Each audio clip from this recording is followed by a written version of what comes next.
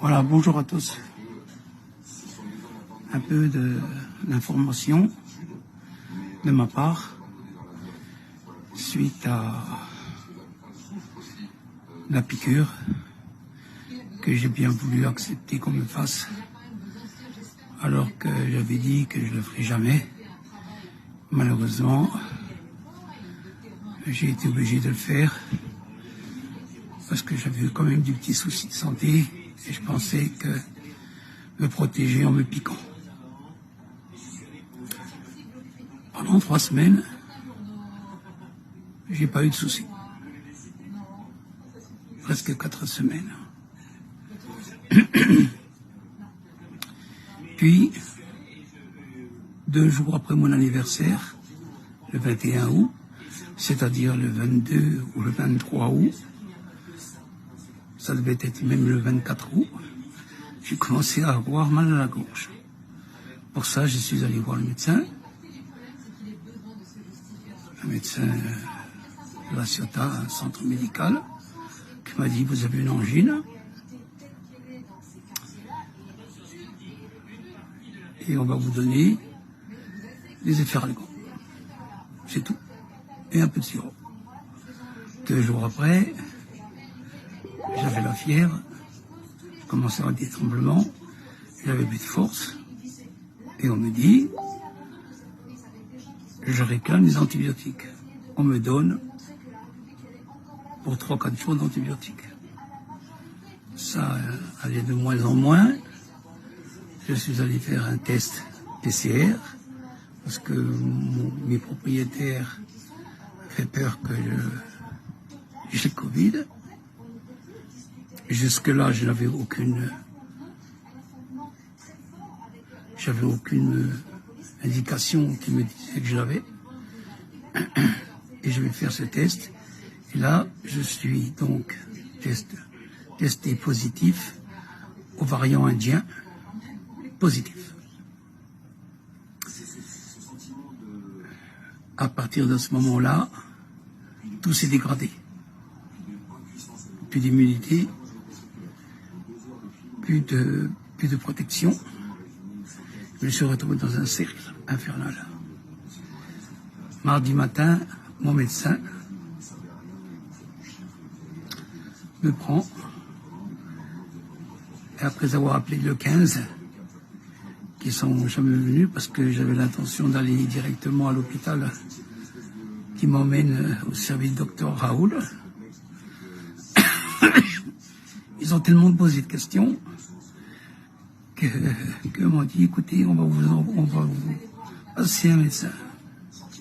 À quelle heure ça a commencé, à quelle heure, comme si je me rappelais, franchement. Ah, mais comment, vous avez eu du monde autour de vous? Oui, mais personne n'a rien eu. Et que depuis à partir de quand, mais je comprends rien de ce que vous me racontez, tout ça. J'ai dit, écoutez madame, emmenez-moi, envoyez-moi une ambulance, envoyez-moi les pompiers, envoyez-moi qui vous voulez, emmenez-moi au docteur Raoult à la Timone, au centre CHU. Ils n'ont pas voulu. Du coup, mon médecin m'a emmené à Saint-Joseph.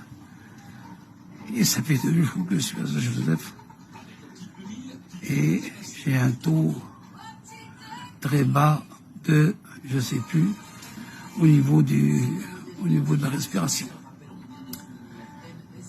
Alors, je suis en soins intensifs. Je ne sais pas combien de temps je vais rester là. Mais moi, je vais vous dire, avant de vous faire vacciner, mes amis,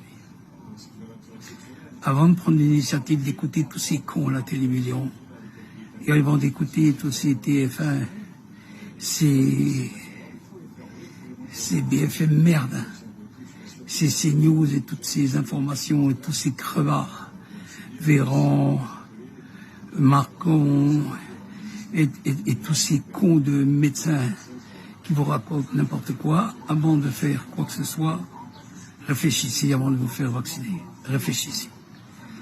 Parce que il y en a, ça leur va très bien. Et ceux que ça ne va pas, eh bien, je peux vous dire que vous êtes dans la merde. Et là, tel que vous voyez, vous avez quelqu'un qui est dans la merde. Et je n'aurais jamais dû me faire vacciner. Tout est arrêté. Je ne sais pas combien de temps je vais rester là. Peut-être 5 jours, 3 jours, 2 jours, 5 jours, je ne sais pas, j'en sais rien. Tant que mon taux n'est pas remonté, je suis sous cortisone. Alors avant de vous faire vacciner, mes amis, réfléchissez à ce que vous faites. Pesez le pour ou le contre. N'écoutez personne autour de vous. N'écoutez personne, n'écoutez que vous. Parce qu'il n'y a que vous. Et sachez, vous qui savez ce qui est possible de pouvoir faire, être fait sur votre corps. Sur ce, mes amis, j'espère à bientôt. J'espère que je vais m'en sortir. Et si je m'en sors, adieu. Parce que je vais prendre soin de moi, de mes amis proches. Je vais relancer ma comédie musicale qui est en attente. Et là aussi, tous ces gens qui étaient engagés, qui devaient s'engager avec nous, ont tous abandonné. Et là, vis-à-vis de tous, je suis un peu, moi aussi, un peu ennuyé. Alors je vous aime, je reste près de vous, pensez à vous, n'écoutez personne.